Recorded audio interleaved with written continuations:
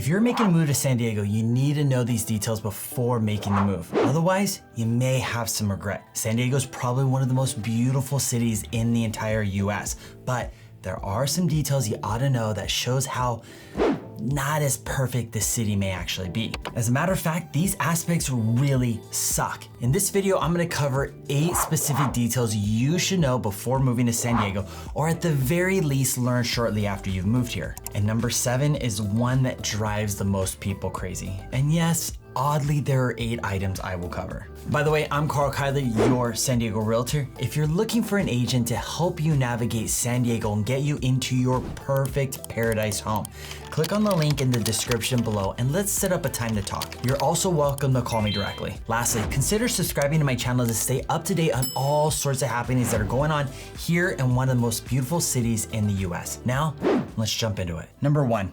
San Diego, like a lot of California, has a massive homelessness issue. It's not as big as LA or San Francisco, but it's extremely noticeable throughout the metro area of San Diego, as well as other parts. The city of San Diego is making an effort to address the homeless population and the challenges and issues that come with it. But understand this, that these things take time. It's very easy for the homeless to live in San Diego. We have great weather practically all year long. The homeless can find 3 meals a day, 365 days a year, and unfortunately, most San Diegans are very tolerant of the homeless population. Some say we bring it upon ourselves. Many would think that the homeless issue is due to the cost of living and job availability. Though that is part of the challenge, for some, it doesn't account for the majority. A noticeable portion of our homeless population is a result of mental health issues, some of which are caused by drug abuse. As a result, it's very difficult to help some of the people off the streets because they don't have the mental capacity to sustain a job and maintain what you and I would call a normal or regular living.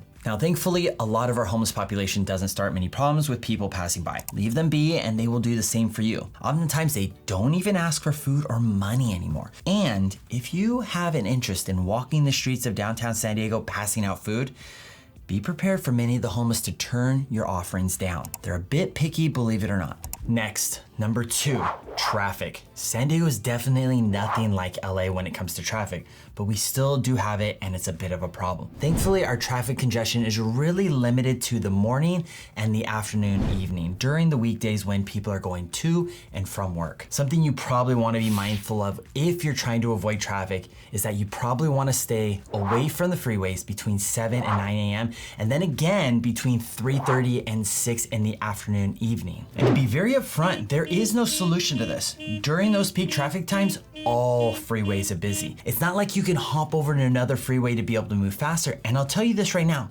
jumping off the freeway to take the side streets is going to be a decision that you will regret very quickly. Best thing to do is turn up the jams, put on a good podcast, or look at traffic as an opportunity to practice your patience. This is a topic I'm always very intentional about having a discussion around with any of my clients that are either moving to San Diego or are already in San Diego looking to move. Depending on where your job is and where you live, if you work a traditional 9-to-5 schedule, your drive home can be an easy hour to an hour and a half. God forbid there's an accident on the freeway on your way home. If that's the case, it can easily double that time. Number 3, California state taxes here suck. It's one of the highest in the country, and I'm sure you've seen it on the news and all over YouTube how major corporations are moving out of California to places like Texas, Florida, or even Nevada where there's no state income tax. Thankfully, our property taxes are a bit more reasonable than places like Texas. Now, I've had a few clients move from Texas to San Diego, and they've expressed to me very, very similar stories or views on this topic. They said that though the state income tax is non-existent in Texas, they pay out their backside in property tax. At the same time, they get extreme summers and extreme winters, and at the end of it, it's not worth it. San Diego is one heck of a financial investment, but it's an investment in your quality of life. Be sure to defer to your CPA to understand the state taxes if you're moving here from out of state. This will give you a better idea of how your income will be affected when you go to file your taxes the following March or April after you've moved here. And if you don't have a California specific CPA, I have a wonderful one that my wife and I have used for a number of years that I'm more than happy to connect you with. Send me an email or text and I'll connect you directly to them. Number 4, you may have heard that a lot of homeowners are challenged with getting homeowners insurance in a lot of areas due to environmental factors that are outside of our control. Some states have tornadoes, hurricanes, blizzards. Here in California, we get wildfires and we get massive ones. Thankfully, they aren't every year, but nevertheless, we are losing a lot of homeowners insurance carriers due to the high frequency of wildfires in our state. The insurance companies that are staying around are pretty expensive. It's always a good idea to find out if a property you're interested in is in a fire zone. And as a heads up, a large portion of San Diego is a fire zone. This is a good detail to look into up front so that you aren't shocked after the fact when you get a bill that's 3, 4, or 5 times higher than you expected. California now has fire abatement requirements that have to be maintained by homeowners. If you are in a rural area, this can be a reasonable expense either financially or time-wise, depending on the size of your lot. To give you a very light insight to the requirements, you have to keep a certain amount of space from your home cleared, as well as maintain any hazardous brush on your property. You can easily look up the requirements by Googling Cal Fire Defensible Space, and I'll have that link in the description below. I had a client of mine get a quote on their new place when we were in escrow, and it was over $6,000 a year. And the insurance agent told them to expect it to go up soon. Next, number 5, I have clients approach me regularly asking me to help them get a new construction home. The challenge we face is that new construction developments are few and far apart. In addition, it takes a while to build new construction and it's expensive. This is compounding. You have few new construction developments, they are expensive for developers to build, and they take a while to complete. At the same time, we don't have much space for new developments to build in San Diego. San Diego's a coastal city, and we can only go so far inland before it becomes no longer practical for people to live here. As a result, you get massive list of buyers waiting for phase drops on new construction developments. Another challenge developers face is that due to the high cost of land here, you typically only find new construction developers building high-end or luxury developments. This includes condos and townhomes. The costs are so high, along with materials and labor, that it only makes sense for developers to hit the high-end markets here in San Diego. I always encourage my clients that we continue to look at the resale market while we wait for phase releases. The only reason why is that the list of buyers is so long, and many times developers drawing buyers based off of a lottery system. So if you were the first to sign up for a phase release, that may not matter because the developer will pick the buyer through the lottery from their list. There's a very high chance that you will not get drawn for the phase you want, at the price you were hoping for, or for the house that you originally had your heart set on. If it works out, great. I wouldn't bet heavily on it though. Number 6, we're a major military town. We actually have 7 military bases here in San Diego County. We have the Miramar Marine Corps Air Station, where they do the air show every year, Camp Pendleton Marine Corps, which is way up in North County, MCRD, which stands for Marine Corps Recruitment Depot, the Coronado Naval Base, which is comprised of 8 different facilities and probably occupies half of Coronado Island. We have the Point Loma Naval Air Base, the 32nd Street Naval Air Base, this is where you see all the ships at port, and the US Coast Guard Station, which is right by the airport. As a matter of fact, the military is one of the biggest employers in San Diego County, and the good news is that they don't do massive layoffs like these tech companies here in San Diego do from time to time. Now, having a major military presence isn't a major issue for San Diego. The military provides a ton of stable jobs, lots of opportunity for job growth, and brings people from all over our country to enjoy living in San Diego. As a matter of fact, outside of lots of military personnel and outside military contractors going to and from work,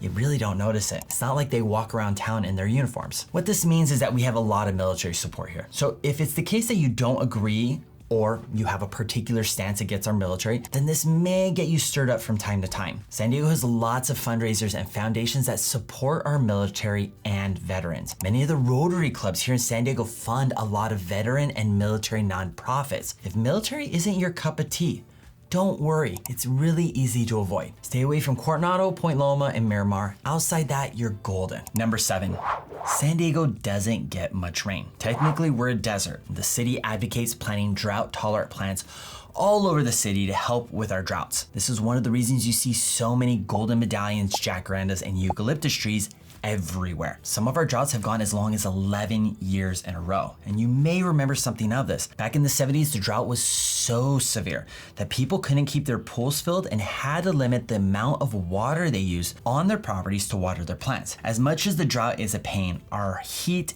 isn't so bad. And since we live next to the coast, it's more of an opportunity to go to the beaches. What does suck about being in a desert is that when it does eventually rain, San Diegans are horrific when it comes to driving in the rain. Traffic is a complete mess because our roads are extra slick and people either drive too fast on slick roads that leads to accidents, they drive extra slow, or they don't gauge the distance needed to brake in the rain. Regular fender benders take place every time it rains. It's an absolute shit show. So if it rains and you have to drive to and from work, it's a good idea to give yourself a little extra time for traffic. In addition, when it rains, San Diego kind of shuts down. It's not like Portland or Seattle where it's just another day and everything goes on as planned. Here, when it rains, we don't do anything. We stay in, complain, and watch movies until the sun comes back out. And lastly, number 8. This one is extremely specific to San Diegans. We don't even realize it. Most people not from San Diego or who haven't acclimated to San Diego will complain about the specific character we have. And here it is. San Diegans are extremely non-committal. That doesn't mean we're a city full of single people. More so, we don't commit to social things. For example, this is how it would sound if you're talking to a San Diego native or a long-standing San Diegan. Say you invite someone over to your house to watch a football game. What you'll hear us say is something along the lines of, "Wow, that sounds like a lot of fun. What time are you thinking of doing that?" Or we'll say, "That sounds great. Let me get back to you. I think I can make that work." For us, neither of those answers are committing us to attend. And we regularly do not RSVP until the day of or the day before. I promise you'll get used to this fast, but it is something you will learn about us. We lack the direct communication that New England is very well known for. Those are your 8 things that you ought to know before moving to San Diego. Now, if you want to stay up to date on real estate topics that specifically impact San Diego, check out my San Diego Market Matters that drops almost every Sunday. There I'll give you the San Diego market updates that keep you informed on any hot topics affecting our real estate market. And don't forget to give this video a thumbs up and subscribe to the channel. I'm Karl, your San Diego realtor. I'll see you in the next video.